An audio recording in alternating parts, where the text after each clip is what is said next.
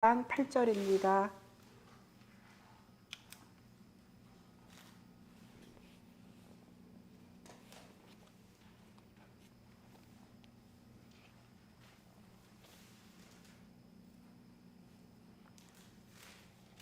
제가 봉독해 올리겠습니다. 페이지 363페이지입니다. 여호수아 1장 8절.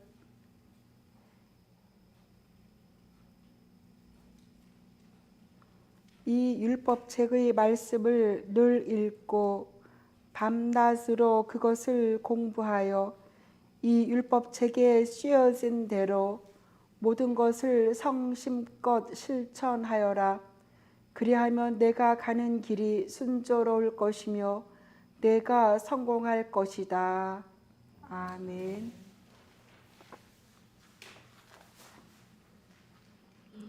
장마로 비가 계속 오고 있네요. 여기 엘린마을도 계속 비가 내리고 있습니다. 최근에 그 아프가니스탄 그 사태에서 그 한국 군인들이 그 아프가니 현지인들 협조자들을 데리고 오는 그러한 작전 수행명의 미라클 기적이라는 그러한 작전 수행명으로 너무나 감동스럽게 안전하게 그들을 한국까지 데리고 온 것이 정말 저는 그 사건을 그 뉴스를 보면서 굉장히 자부심과 뿌듯함을 느꼈어요. 대한민국 공군이라는 그 비행기에 쓰여진 그 글을 보면서 와, 대한민국이 그 국격이 얼마나 높아졌는지 그 나라 이름에 굉장히 자랑스러움을 느꼈습니다. 아마 저뿐만 아니라 우리나라 모든 분들이 감동과 아마 자부심을 느꼈을 것입니다. 그런데 우리나라보다 더 큰 나라 독일에서 7명밖에 구하지 못했다고 하고 카나다나 영국 같은 데서는 거의 0명이라고 해요. 그 자국민도 구하지 못했는데 철수를 이제 포기했다는 그런 뉴스를 들었어요. 그런데 우리나라는 자국민을 다 구하고도 그 현지인까지 구한 그 나라의 그 역량이 정말 우리나라가 얼마나 자랑스러운지 그러한 걸 느꼈습니다. 그 아프간에서 있다면 얼마나 위험할까요? 총탄이 계속 퍼부어지고 그리고 그 외국인에게 협조한 사람들을 집집마다 가가호호 찾아다니면서 그렇게 이렇게 그들을 끌어다가 죽이고 하는 그런 상황에서 마치 이 세상에서도 영적으로 저런 모습이 느껴졌어요. 우리가 이 세상은 사단의 손아귀에 있고 사단은 계속 그 믿는 자들뿐만 아니라 믿지 않는 자들을 유혹하고 넘어뜨리고 그리고 고통 가운데 심지어는 죽기까지 만드는 이러한 사건들을 보면서 하나님 거기서 나와서 하나님 품에 오는 것이 바로 그 비행기를 타는 것이 바로 하나님께로 오는 것이 살 수 있는 유일한 길이 아닌가라는 생각이 들었습니다. 그렇습니다. 이 세상에서 오로지 하나님의 품 안이 하나님의 그 날개 그늘 아래만이 참으로 안전지대임을 우리는 고백할 수밖에 없습니다. 저희는 계속적으로 기도에 대해서 말씀을 나누었는데요. 피아노를 예를 들다면은 피아노를 치시는 분이 그 피아노를 가르칠 때 바이엘이죠. 바이엘을 열심히 가르칠 거예요. 교재. 그 피아노 교재 바이엘을 열심히 치는 아이가 동요도 잘 칠 수 있게 되듯이 동요부터 치지 않거든요. 바이엘, 체르니 그 교재를 그 스탠다드 그거를 잘 치는 아이들이 다른 것도 잘 할 수 있게 되듯이 저희가 신앙생활에 있어서 가장 기본은 기도와 말씀이에요. 그런데 그럼에도 불구하고 기도와 말씀은 너무나 잘 알기 때문에 너무나 많이 들었고 잘 알기 때문에 그쪽에는 소홀히 하면서도 다른 프로그램적으로는 굉장히 열심히 하는 그러한 과정을 우리 한국교회가 겪어왔습니다. 그러다 보니까 각자가 하나님과의 1대1의 만남이 소홀해지고 그리고 그러면서 자신의 신앙은 영적인 상태는 어떻게 되는지 체킹하지 못하면서 열심히 프로그램 쫓아다니는 그러한 삶을 많이 살아온 것이 한국교회의 현실이라고 말씀드릴 수 있습니다. 그런데 정말 프로그램도 중요하고 봉사도 중요하고 다 중요하지만 정말 중요한 건 나와 하나님과의 관계이고 그 관계 속에서 모든 것들이 이루어져야 돼요. 내가 하나님의 사랑에 너무나 가득 넘치면은 저절로 사랑이 흘러갈 수밖에 없고 저절로 나를 사람을 도와줄 수밖에 없고 저절로 말씀을 실천하는 삶을 누가 시키지 않아도 하게 되는 것이 나의 영적인 상태에 달려있는 것입니다. 그 기본이 바로 기도와 말씀이라고 말씀드렸어요. 그래서 예전에 그 유치원에 우리 아이들 유치원 다닐 때 유치원을 보면은 그 두 가지로 유치원이 형태가 있더라고요. 그 하나의 형태는 굉장히 암송을 많이 시켜요. 100 더하기 100은 200. 수학도 굉장히 열심히 시키고 글씨도 열심히 글자도 열심히 가르치고 그리고 수학을 열심히 가르치는데 애들이 유치원 아이들이 100단위를 덧셈을 뺄셈을 금방금방 해내요. 그런데 그 아이들이 그 100에 대한 숫자에 대한 개념은 전혀 없어요. 그냥 기계식으로 200 빼기 100은 이렇게 하는 거에서 그 기계식으로 숫자를 다루는 것만 배웠지 이 100이라는 숫자는 100이라는 그 크기가 있고 100이라는 넓이가 있고 100이라는 무게가 있는 거거든요. 그러한 100은 이거야 하면서 그 크기와 무게와 길이와 그런 것들을 알아가면서 수에 대한 원리를 깨우쳐가는 아이들이 있는가 반면에 대부분의 수학 지금 문제는 그렇지는 않은 것 같아요. 제가 예전에는 보면은 수학은 기계식으로 빼고 더하고 곱하고 나누고 그런 아이들이 이제는 저학년 때는 굉장히 잘해요. 수학을 100점 맞아요. 1, 2학년, 3학년까지. 3학년부터는 이게 머리를 쓰는 수학이 나와요. 3학년 후반부터는. 예전에는 그랬어요. 지금 잘 모르겠는데 4학년, 5학년, 6학년 가면은요. 이 수학이 수가 아니에요. 수가 아니고 생각이에요. 생각. 원리와 생각을 하는 아이들이 그 문제를 응용 문제를 풀어내요. 그런데 기계식으로 그 암성식으로 그렇게 해서 훈련된 아이들은 이제 그 응용 문제에 딱 부딪히면 그걸 풀어내지를 못해요. 그러니까 우리가 신앙생활을 하는 데 있어서도 원리와 가장 중요한 기초를 내가 탄탄히 다져가면서 나의 삶의 현장에서 삶의 영역에서 이 기초를 계속 다져갔을 때에 그럴 때에 이제 어떠한 시련이 왔을지라도 하나님과의 관계가 튼튼하니까 무너지지 않고 실망하지 않고 의심하지 않고 그것을 뛰어넘는 용기와 지혜를 가지고 뛰어넘게 되는 것이라 그렇게 말씀드릴 수 있습니다. 그래서 저희는 이제 기도에 대해서 적극적인 기도 방법을 말씀드렸고 소극적인 기도 방법을 말씀드렸어요.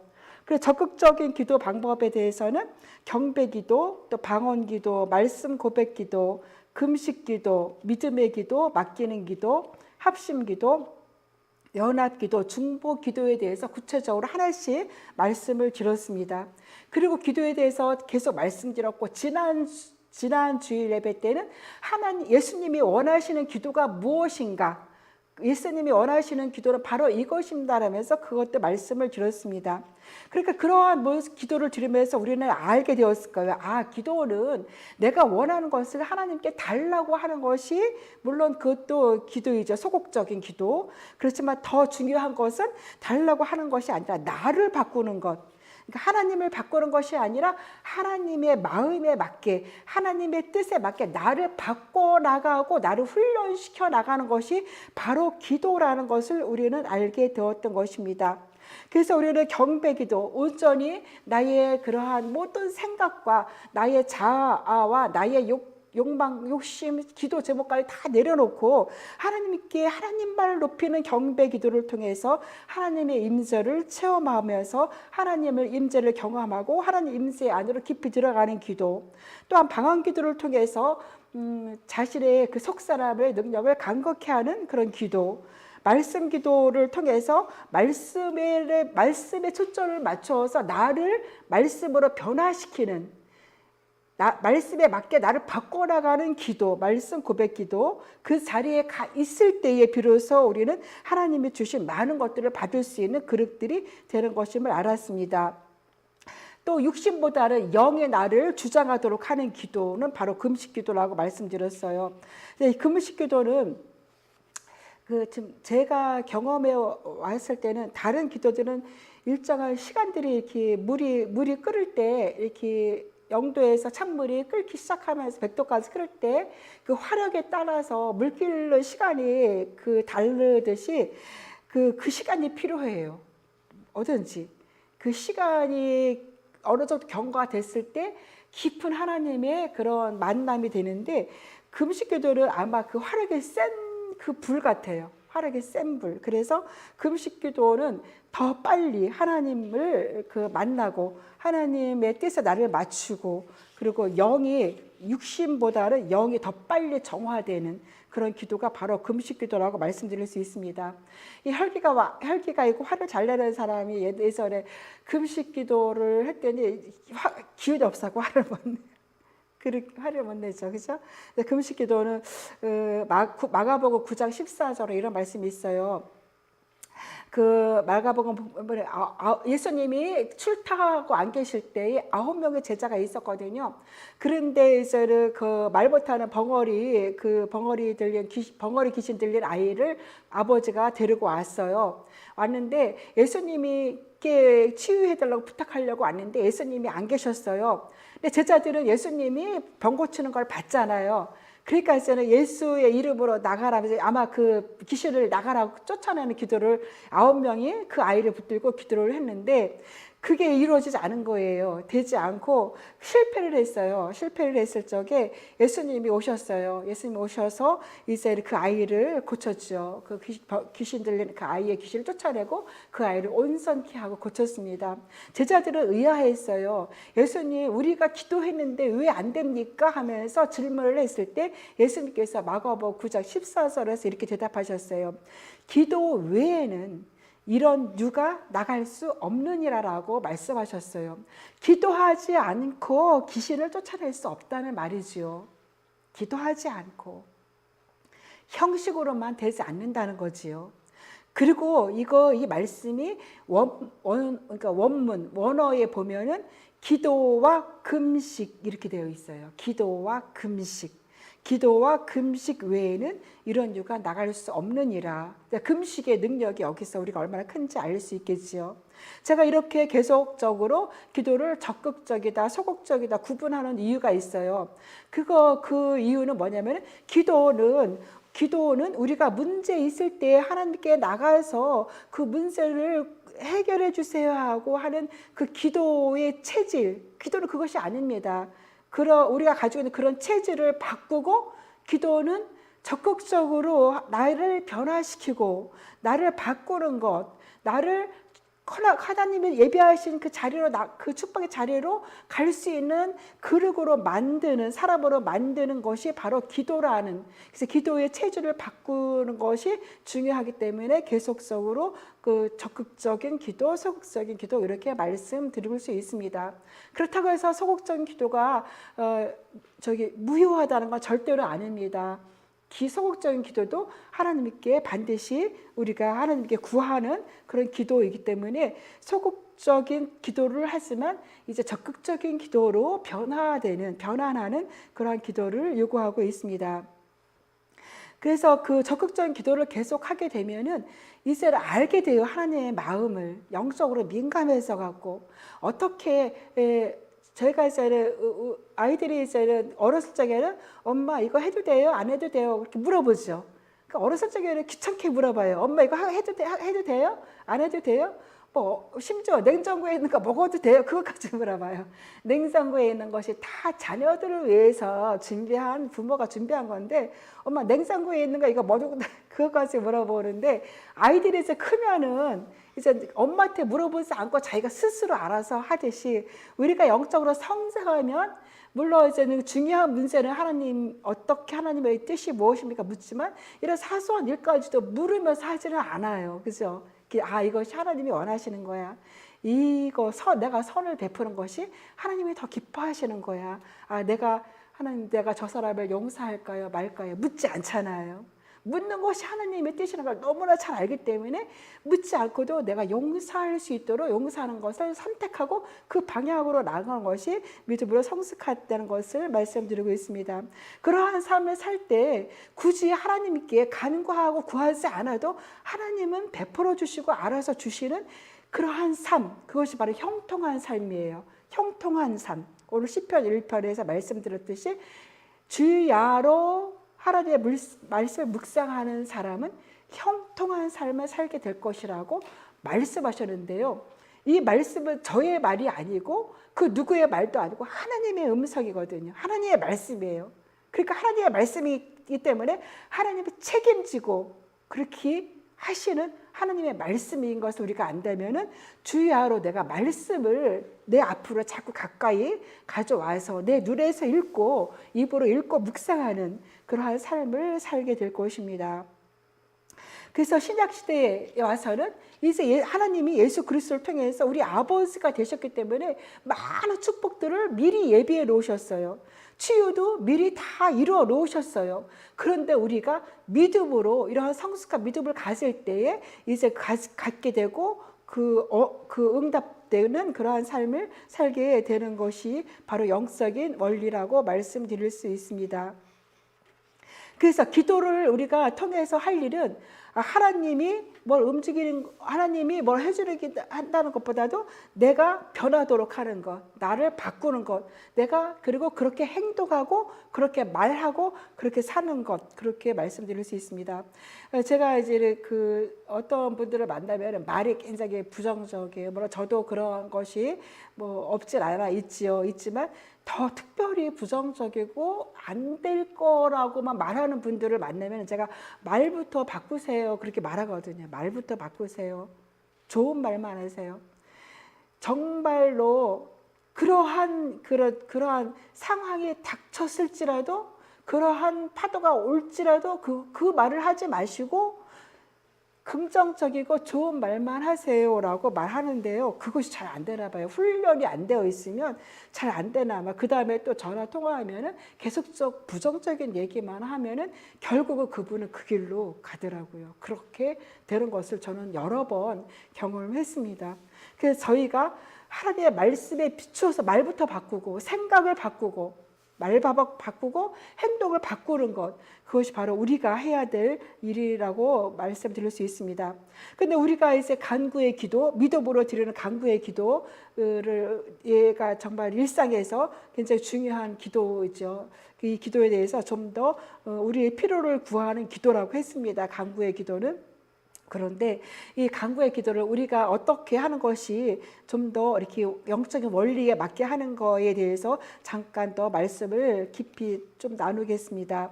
간구의 기도에 대해서 응답을 받을 때는 확신 있는 믿음을 가지게 돼요. 내가 기도한 것을 응답받았을 적에 내가 이렇게 기도했는데 하나님 이렇게 응답해 주셨구나. 그런 경험치가 많을수록 더 기도에 대해서 분명한 자세를 가지게 되고 더 믿음을 가지게 되고 더 확신을 가지게 되고 기도를 하게 됩니다. 그러니까 우리는 내가 간구한 거에 대해서 반드시 응답받는 것이 중요한 것을 또 말씀드리고 싶습니다. 응답의 경험이 중요함을 말씀드리고 있습니다. 간구의 기도는 우리가 하나님께 우리의 기도 필요를 구하는 기도이지요. 이럴 때 우리는 믿음으로 기도해야 돼요. 믿음으로. 그리고 말씀에 의지해서 기도해야 돼요. 하나님은 뜻대로 구하면 기도해 주신다고 말씀하셨거든요. 그래서 간구의 기도를 우리가 응답을 받을 때 첫 번째 요소는 하나님 뜻대로 구하는 것이고, 둘째는 받은 줄로 믿는 것. 이것이 응답의 그러한 조건입니다. 응답을 받을 수 있는 요소라고 말씀드릴 수 있습니다. 첫 번째는 우리가 기도를 할 때 하나님의 뜻대로 구하는 것. 두 번째로 구하는 것은 받은 줄로 믿는 것. 믿고 그렇게 행동하고 그렇게 말하고 그렇게 사는 것. 그것이 말씀드릴 수 있습니다. 우리는 예수님을 영접하여 그리스도 안에 있기 때문에 우리는 주님 안에 거하고 있어요. 그래서 하나님의 말씀에 따라 구하는 것이 첫 번째 조건이라고 말씀드릴 수 있습니다. 정말 마가복음 11장에서는 저도 이 말씀을 읽을 때마다 정말 이럴 수 있을까 하면서 예수님께서는 엄청난 말씀을 말씀하셨는데요. 예수님께서 뭐라고 말씀하셨냐면 내가 진실로 너에게 이르노니 누구든지 이 산더러 들리어 바다에 던져지라 하면 그 말하는 것이 이루어질 줄 믿고 마음에 의심하지 아니하면 그대로 되리라라고 말씀하셨습니다. 여기서도 기도하고 나서 이루어질 것을 믿는 자, 믿는 것, 그리고 의심하지 아니할 때 그대로 되리라라고 말씀하셨습니다. 근데 우리는 기도를 해놓고 하나님이 해주실지 안 해주실지 몰라. 그러한 마음을 의심하는 마음이니까 응답이 어려운 기도가 되겠죠. 또 기도해놓고 뭐 이게 이루어지면 좋고 뭐 아니면 말고 하는 것도 하나님 높으신 하나님에 대한 하나님을 경외하는 마음에 반하는 그런 마음이라 할 수 있어요. 높으신 하나님께 결제를 올릴 때 되면 말고 안 되면 말고 그러한 마음가짐은 옳지 않다고 말씀드릴 수 있습니다. 그래서 높으신 하나님께 우리가 기도를 올릴 때 정말 경외하는 마음으로 그리고 하나님을 믿고 그리고 하나님께서 응답해 주신다는 그 믿음을 가지고 기도하는 것, 이런 자세, 우리 마음의 자세가 중요하다고 말씀드리고 있습니다. 그래서 야고보서 1장 7절에서 이렇게 말씀했어요. 의심하는 자는 아무것도 주께 받기를 기대하지 말라고 야고보서에서를 말했습니다. 기도에 대한 하나님의 원칙이 그랬습니다. 의심하면서 기도하는 것이 아니라 받은 줄로 믿고 의심하지 않는 것이 바로 기도 응답의 열쇠입니다. 그래서 우리가 기도 응답을 받기 위해서 또한 좀 더 자세히 말씀을 나누게 되면은 우리가 기도할 때에 무엇을 구해야 될지를 먼저 결정해야 돼요. 우리가 백화점에 물건을 사러 갈 때에 무엇을 살지 결정하지 않고 가면은 쇼핑만 하죠. 쇼핑을 막 하다가 충동 구매로 사고 오게 되죠. 쇼핑만 하게 되는데, 그런데 우리가 무엇을 구할지를 딱 결정을 하고 기도하는 것이 정말 중요합니다. 그런데 이것을 구하는 것은 우리의 그 머리에서 떠오르는 기도의 제목들이 아니라 우리의 영적인 영역, 그러니까 우리의 심적인 영역에서 정말 조용히 앉아서 나의 가장 필요한 기도의 제목이 무엇인가를 묵상하는 것이 중요해요. 그냥 나에게 이것이 필요해, 그냥 뭐 이거 어쩌고 뭐 이런 문제 저런 문제 그냥 기도하는 거는 우왕좌왕 할 수 있어요. 우왕좌왕 기도가 아니라 나의 머리에서 이것이 필요해 뭐 그런 게 아니라 나에게 정말 필요한 것이 무엇일까? 그것을 묵상해 보는 거예요. 나의 앞으로의 인생에 대해서, 내가 나갈 길에 대해서 정말 나에게 필요한 것이 무엇인가를 묵상하고 그 기도가 이제 결정이 되면 그것을 기도하는 거예요. 그런데 그때 이것은 될 거야 안 될 거야를 판단하지 않습니다. 이것은 이루어질 거야 안 이루어질 거야 판단하는 거는 자기의 인간적인 하나님의 능력을 그거는 외면하는 거예요. 될지 안 될지는 그걸 판단하지 않아요. 나에게 가장 필요한 것은 주님 이것입니다. 그리고 그 기도 제목을 놓고 하나님께 기도를 드리는 것입니다.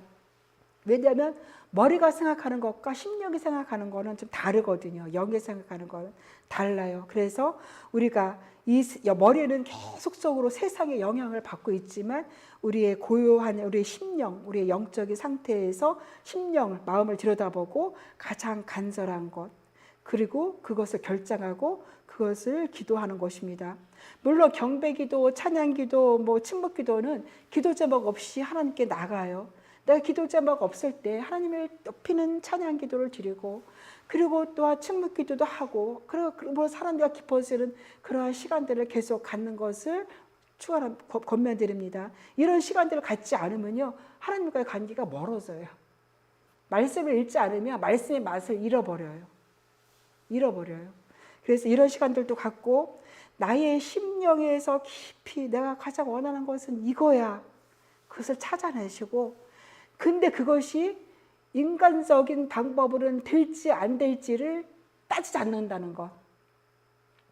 그리고 그 문제를 놓고 하나님께 기도할 때에 하나님은 그것을 이루시는 분이에요.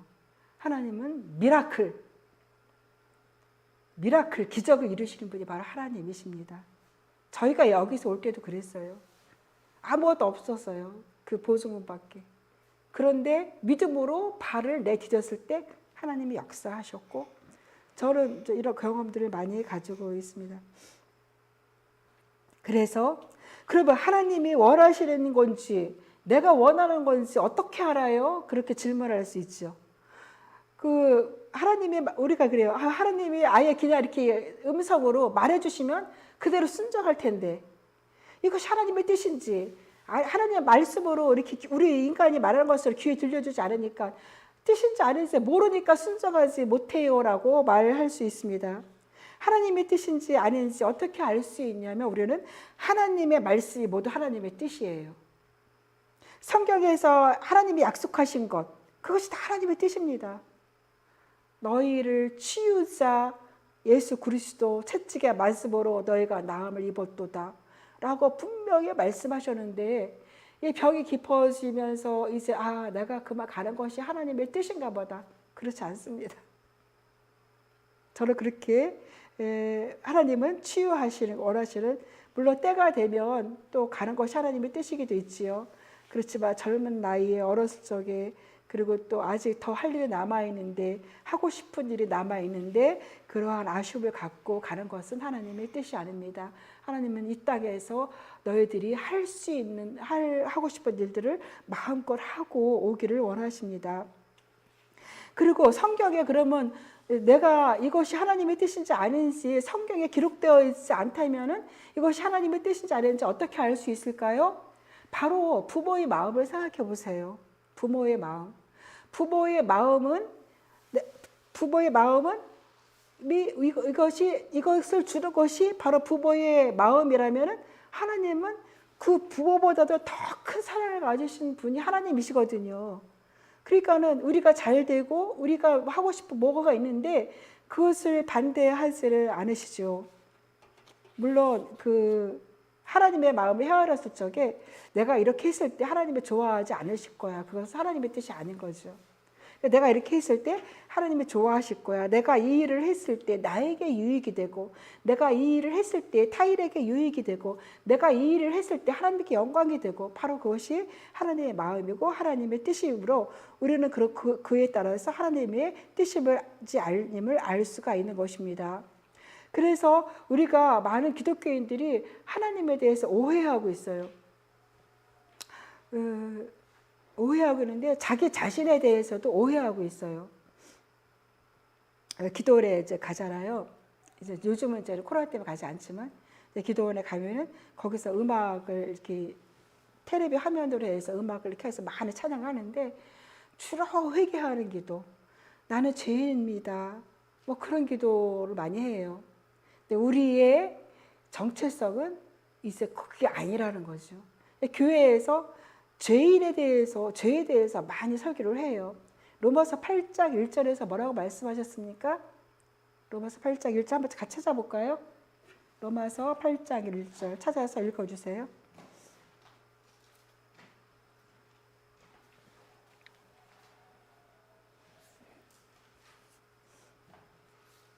그러므로 그리스도 예수 안에 있는 사람들은 정죄를 받지 않습니다. 예. 그리스도 예수 안에 있는 자는 결코 정죄함이 없다라고 로마서 8장 1절에서 말씀하셨어요. 그래서 로마서를 쭉 읽으면은 믿음에 대해서 기초를 잘 세울 수가 있어요. 믿음에 대한 교과서가 바로 로마서라고 말씀드릴 수 있거든요. 결코 정죄함이 없는 우리인데도 하나님이 자기 스스로 죄인이라 생각하고 하나님이 나를 벌하시면 어떡할까 생각하는, 조금만 잘못해도 하나님이 나를 벌하시면 어떻게, 어떤 분이 11조를 한 달 빼먹었대요. 그런데 이제는 그 다음에 그 집안에 환란이 닥친 거예요. 그러니까 내가 11조 빼먹어서 하나님이 나에게 벌 줬다라고 해석하는 것은 저는 그 높으신 하나님을 너무 편협적으로 생각하는 것이라 말씀드릴 수 있습니다. 하나님 얼마나 크신 하나님인데요. 그것 때문에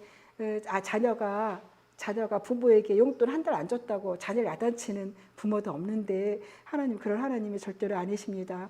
그래서 우리가 말씀을 계속 읽으면서 이제는 나를 오해하고 있던 것들을 계속 그 오해에 대해서 벗어나야 되겠죠.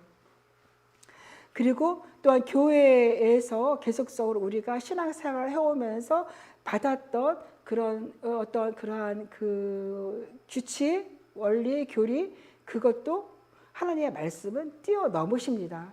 뛰어넘으셔서 그걸 뛰어넘어서 말씀에서 나를 뭐라고 하는가? 말씀에서. 그래서 그 교인들은 그냥 하나님을 믿는 사람들은 그 열심히 돈 버는 거를 이렇게 좀 안 좋게 생각하는데 절대로 그렇지 않아요. 하나님의 말씀을 쭉 읽으면 하나님은 그 재정적인 문제도 하나님께서는 충분히 채워주신다고 약속하셨고 풍성하게 채워주신다 약속하신다는 그런 말씀들이 계속 나오고 그리고 또를 그런 걸 이렇게 능력도 주신다고 그렇게 말씀하셨습니다. 여러 가지 문제들을 보고 나의 생각, 사고 안에서 하나님을 제한하지 마시고 그 말씀을 계속 읽으면서 나를 오해했던 것 그리고 교회 그동안 우리가 이제는 그 신앙하면서 그 오해했던 것들을 이제 벗어나서 새롭게 하나님을 만나고 새롭게 말씀을 만나는 우리 사랑방 교회 교우들이 되기를 축원드립니다. 그래서 오늘 저희가 이제 그 말씀 아까 시편 1편 성시 교독에서 읽었지요. 거기서 뭐라고 말씀드렸냐면은 하나님의 말씀을 즐거워하며 주야로 묵상하는 사람이 날마다 일마다 복을 받는다라고 말씀하셨습니다. 그러니까 날마다 하나님의 말씀을 읽으니까 이 영이 민감해져 갖고 선택을 잘하게 돼요. 영이 민감했으니까 여기에 있지 않고 나는 더 높은 차원의 삶으로 가고 싶어. 나는 지금 내 상황은 이래. 나의 체력도 이래. 나의 건강도 이래.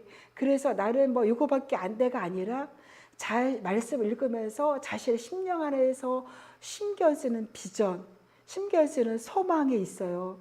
그거는 나의 체력과 질병과 건강을 뛰어넘어서 바라보는 건데요. 그것을 우리는 갈 수 있다는 거죠. 하나님은 우리가 말씀 아래서 계속적인 기도를 할 때에 하나님의 은혜로 하나님의 인도로 그렇게 가게 되고 또 선택을 할 때 나는 이것밖에 안 돼라는 선택을 하지 않고 더 높이 있는 차원의 삶을 선택을 하게 되고 그곳을 향해서 가게 되는 것입니다. 기도란 내가 기도할 때 하나님이 원하는 것을 뚝 떨어주는 것이 아니라 이렇게 말씀을 붙들고 나를 계속 서로 변화시키며 전진시키는 삶. 다시 말해서 나를 스스로 나를 창조해 나가는 삶. 그것이 바로 기도라고 말씀드릴 수 있습니다. 저희가 이제 학교 다닐 때 우리 구약을 잘 가르치시는 교수님이 계셨어요. 이승현 교수님이신데 굉장히 존경하는 교수님이셨거든요. 얼마나 그 성경을 빡세게 가르쳤는지요. 한 학기에 그것을 통과하지 못해요. 60점이 F를 면하는 건데 60점을 통과하는 학생들이 많지가 않았어요. 그러니까 계절학기 방학 때 그 강좌를 열었으면 계절학기 때 공부하고 그리고 또 이렇게 그 다음에 시험 보고 그렇게 학기 때 시험 보고 그렇게 계속 몇 번 했지만 통과를 할 수 있는 과목이었으니까 저희 그 장로교 산하 7개 신학교에서 가장 우리 신학교 학생들이 그 성경에 대한 점수가 높았었거든요. 1등이어서 제일 최고점. 그리고 7개 산하계 이제 목사고시 보면은 아니면 성경고시 보면은 1등이 우리 학교에서 나왔어요. 그 정도로 그 교수님이 많이 빡세게 가르쳤는데 그 교수님이 하시는 말씀이 7년 갖고 부족하다. 신학. 7년 갖고 가서 사람들에게 말씀을 가르치는 거는 너무나 부족하다라고 늘 말씀하셨고 그런데 4년을 이제는 일반 학부에서 하고 3년을 신학대학원 나와서 3년을 가지고 공부해갖고 가서 그 말씀을 가르치는 거는 자기는 절대로 이거는 말도 안 된다. 그렇게 늘 말씀하시는 분이었는데요. 그분이 하시는 말씀에 늘 말씀을 읽어라. 그러면은 나도 모르게 내가 변한다. 나도 모르게 내가 변한다라고 그렇게 말씀하셨어요. 그래서 우리가 계속적인 하나님의 말씀을 읽고 읊조리고 묵상하면 나도 모르게 내가 변하고 정말 내 안에 있는 정말 나의 아름다운 삶, 그것이 어떤 건지 모르지만 그 삶을 향해서 현실을 초월해서 나갈 수 있는 힘을 거기서 얻는 거예요. 거기서 그 소망을 갖게 되고, 우리 사랑방교회 교우 여러분 성도님들, 지금 이 자리에 앉아하지 마시고 더 높은 차원의 삶, 영적으로 또 혼적으로 또한 이 땅에 사는 모든 일들 가운데, 직업 가운데에서도 더 높은 차원으로 가시기를 축원합니다. 그래서 오늘 본문 말씀이 여호수아 1장 8절이었어요. 이 율법책을 내 입에서 떠나게 하지 말며 주야로 그것을 묵상하여 그 안에 기록된 대로 다 지켜 행하라. 그리하면 내 길이 평탄하게 될 것이며 내가 형통하리라라고 말씀했습니다. 지금 여호수아가 이 말씀을 받았어요. 율법책을 내 입에서 떠나지 말게 하며 주야로 말씀을 묵상해라. 이 말씀을 받은 여호수아의 상황은요, 모세가 바로 죽은 직후였습니다. 모세가 바로 죽은 직후에 이제 여호수아는 이 백성을 이끌고 가나안 땅으로 들어가야 되는 상황이었어요. 지도자 모세가 죽은 것만도 얼마나 많이 낙심이 되었겠습니까? 그러니까 자기가 자신이 없잖아요. 이 백성을 끌고 지도자로서 이 백성을 끌고 가나안 땅으로 입석 들어가야 되는데, 가나안 땅은 비어있는 땅이 아니었어요. 가나안 땅이 비어있다면 뭐가 걱정했습니까? 가나안 땅에는 누가 있었습니까? 가나안 주민들이 있었어요. 가나안의 문화가 있었어요. 가나안의 종교가 있었어요. 그들의 그 안으로 가나안 사람이 있는데 그 땅으로 가라는 거예요. 근데 그 땅에 가면 이제 전쟁이 벌어져요. 외부인들이 왔으니까 전쟁이 벌어질 것입니다. 그러면 여호수아는 무엇을 해야 됩니까? 군사들을 빡세게 훈련시켜야죠. 전쟁을 해야 되니까. 지금 여호수아가 해야 될 일은 군사를 훈련시키는 거예요. 전쟁을 여호수아가 해야 될 일은 무기들을 점검하고 화살 같은 거를 점검하고, 화살이 있는지 없었는지 무기를 점검하고 무기를 더 재정비해야 돼요. 그래야지만 가나안 땅에 들어가서 전쟁을 했을 때 죽지 않을 거잖아요. 군사들, 무기들을 정비하고 훈련시켜야 될 이 여호수아에게 하나님은 뭐라고 말씀하셨냐면, 그것이 중요한 것이 아니야. 네가 할 일은 율법책을 내 입에서 떠나지 말게 하며 주야로 그것을 묵상하라였어요. 그리할 때에 내 길이 평탄하고 내가 형통할 거라고 말씀하셨어요. 실제로 우리가 역사서를 보면은요, 전쟁은 계속 일어나는데요. 그런데 그 전쟁은요, 이스라엘 백성들이 잘나서 이긴 전쟁이 아니었어요. 이스라엘 백성들이 잘나서 이긴 전쟁이 아니라 그들이 하나님의 도와주심으로 이긴 전쟁이었어요. 예를 들어서 사무엘하 5장에 보면은 블레셋 사람들이 몰려왔어요. 이때 다윗 시대입니다. 블레셋 사람이 몰려왔어요. 다윗은 어떻게 했냐면 기도했어요. 그리고 하나님께 물었어요. 하나님, 제가 저 사람들과 싸우러 올라갈까요? 하나님이 말씀하셨어요. 올라가라. 그래서 전쟁에서 이겼어요. 그때 다윗이 뭐라고 고백했냐면 바알 브리심이라고 고백했어요. 뭐냐면 홍수가 와서 저 사람들을 쓸어버렸다. 자기가 잘나서, 자기 백성, 자기 군인들이 잘나서 저 적군을 이긴 게 아니라 홍수가 와서 저들을 쓸어버렸다고 그렇게 고백한 것은 하나님이 그들을 적군을 쓸어버렸다는 것을 고백한 것입니다. 다윗은 하나님께 묻고 말씀 안에서 사는 사람이 바로 삶이었고 다윗의 인생이었거든요. 그 다음에 얼마 안 있어서 이 블레셋 군인들이 또 쳐내러 왔어요. 그런데 다윗은 지난번에 이렇게 쳐들어왔을 때 올라가서 싸워서 이겼지 경험이 있었어요. 그럼 다윗은 그 경험을 가지고 자기가 올라가서 싸웠을 거예요. 다윗은 그렇게 하지 않았어요. 자기의 경험을 내려놨어요. 자기의 모든 것을 다 내려놨어요. 그리고 하나님께 물었어요. 하나님, 어떻게 할까요? 하나님께서 말씀하셨어요. 올라가지 마라. 올라가지 말고 이번에는 뒤에서 숨어 있어. 그 뽕나무 맞은편, 뽕나무 있지? 그 뽕나무 그쪽에서 숨어 있어. 그러다가 뽕나무 위에서 그 소리가 나거든.